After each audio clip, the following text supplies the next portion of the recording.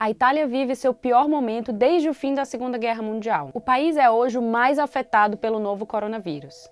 Se compararmos a quantidade de casos confirmados com o de mortos, a Itália é o país com maior número de vítimas em termos proporcionais, segundo os dados hoje disponíveis. A taxa de mortalidade divulgada atualmente pode servir de referência, mas ela não é perfeita ou definitiva. Isso porque ela é influenciada pelo momento em que cada país vive dentro desse contexto de pandemia e pela quantidade de testes realizados. Tem lugar que testa muita gente, como a Coreia do Sul. Outros optam por priorizar os casos mais graves diante da falta de testes, como tem acontecido no Brasil. Muitos pesquisadores acreditam que haja muito mais gente infectada na Itália do que mostram os números, ou seja, que muitos dos casos não foram diagnosticados. Mas os números absolutos também assustam. A Itália é o país que perdeu mais vidas até agora. Já são mais de 8.000 mortes, mais que o dobro da China, onde passam de 3.000. Muita gente se pergunta por que a Itália chegou a esse ponto.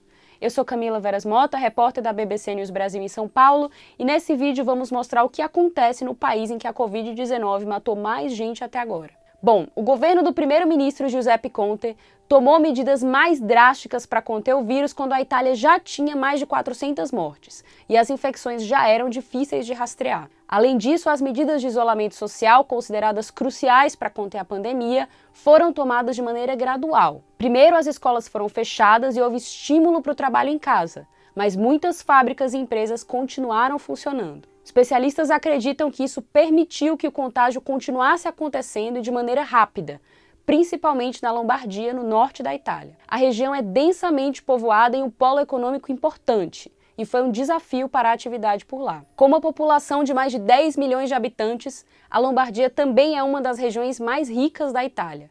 A Bolsa de Valores do país, por exemplo, fica em Milão, importante centro financeiro da Europa. A área concentra várias indústrias metalmecânicas, eletrônicas, têxteis, químicas, o que faz com que ela responda por cerca de 21% do produto interno bruto da Itália. E foi lá que em menos de um mês foram registradas quase tantas mortes quanto em toda a China, onde a pandemia começou. Isso colocou o sistema de saúde sob imensa pressão.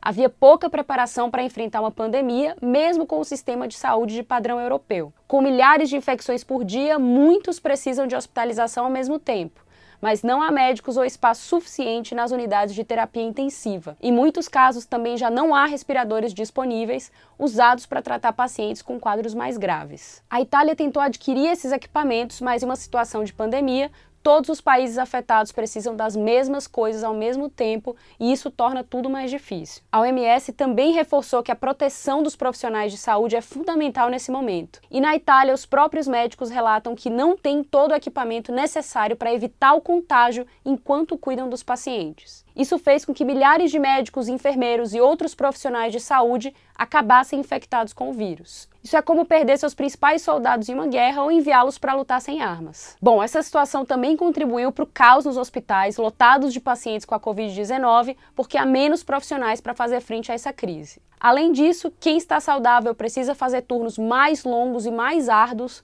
o que é um grande desafio profissional e humano. E um sistema de saúde no limite significa que, no final, nem todas as vidas que poderiam ser salvas são salvas. E também significa que os pacientes morrem com outras doenças ou devido a acidentes porque o sistema de saúde está saturado atendendo pacientes infectados com a Covid-19.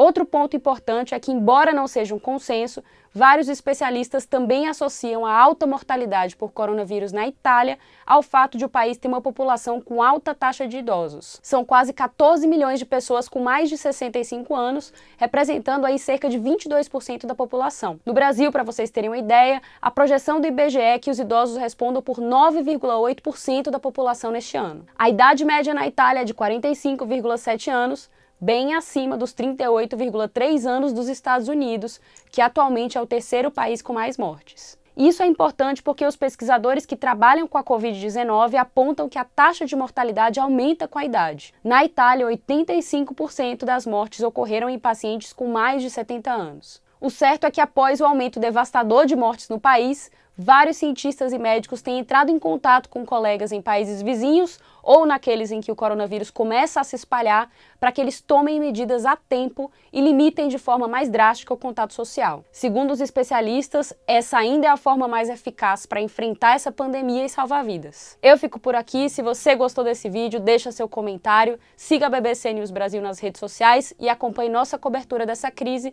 no bbcbrasil.com. Obrigada e tchau!